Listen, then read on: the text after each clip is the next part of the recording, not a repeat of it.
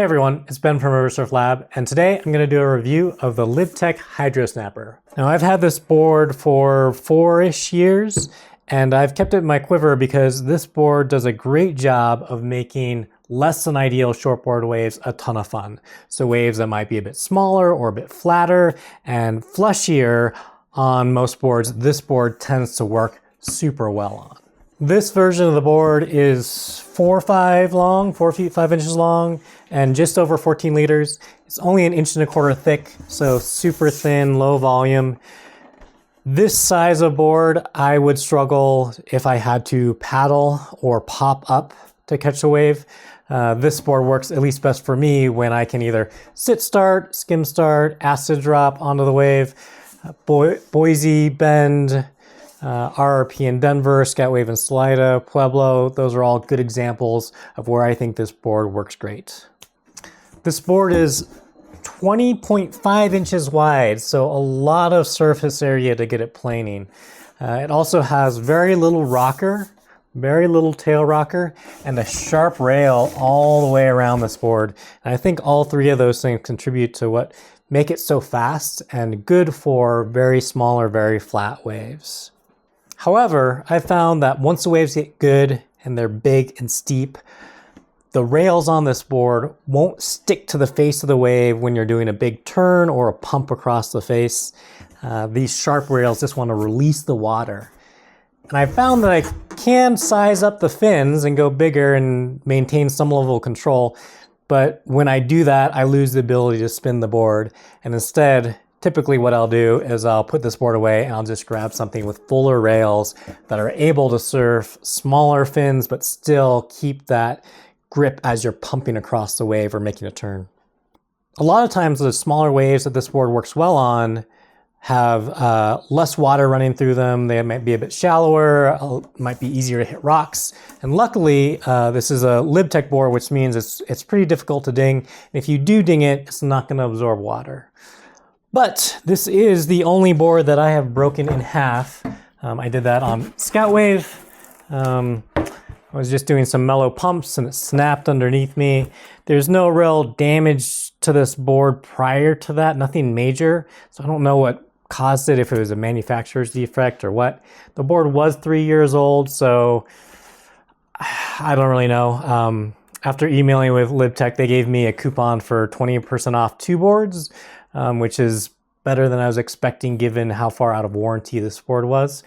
But it is something to be aware of that possibly these boards that are super, super thin might not be as strong as something that has a little bit more thickness. As far as skill levels for this board go, I would recommend this to anyone in the intermediate advanced range, or expert and advanced. I would say it's just not a great beginner board just because of how little rocker it has. It's fairly easy to purl, and it is difficult to ding, but if you purl this into the cement in front of a wave enough times, you're gonna wear that nose down pretty quick. But for anyone who's intermediate and wants something for a slower wave, or is advanced and wants to learn how to spin on a nice short board, this is great. Lib Tech makes this board in 2 sizes. This is the 4.5 version. And for me, at about 145 pounds, 5'9", this feels just about right. If you're on the heavier side of that, I would say you could look at the 4.7 version, which is a bit bigger. I have buddies that weigh more than me that enjoy that board more. But, you know, 145, 155, 160-ish, I would go with the 4.5 version. If you're considering picking up a Hydro Snapper, there's a few other boards you could also take a look at. The first is the Badfish Shredtown. This is going to be a good option if you're more of a beginner. You're still looking for something that's very short and compact, but you want something that's a little bit more user-friendly than the Hydro Snapper. This is a good option. The other one to look at is the Catch Surf 54 Special, which is a very similar board to this one. If you're looking for something that can handle both flat and small waves as well as big and steep waves, the Corridor Craw is a great option. This is the 4.6 version, and this will surf just as flat as waves as the Hydro Snapper, but has a nice full rail that can handle waves when they get big and steep. And if you need to catch the waves on the fly,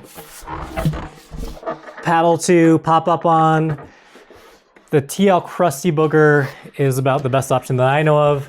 This is 4-1, so even shorter, but has plenty of volume to catch waves on the fly and pop up on. I personally think this is a great board to have in your quiver if you plan on surfing in less than ideal conditions. If you're the type of person that only wants to surf at high water when the waves are really good, you can probably pass on this board. Or if you're someone who surfs city wave or unit waves, this board probably isn't going to make a lot of sense for you. You can probably go with something that has more rocker and fuller rails for that. But for me personally, I'm going to keep using it. I think it says a lot that I had one of these that I broke and I just bought the exact same board again. I like it that much that I want to keep this in my quiver. That's going to do it for today's review of the Lib Tech Hydro Snapper. If you've ridden this board yourself, let me know what you thought in the comments, and I'll see you on the river.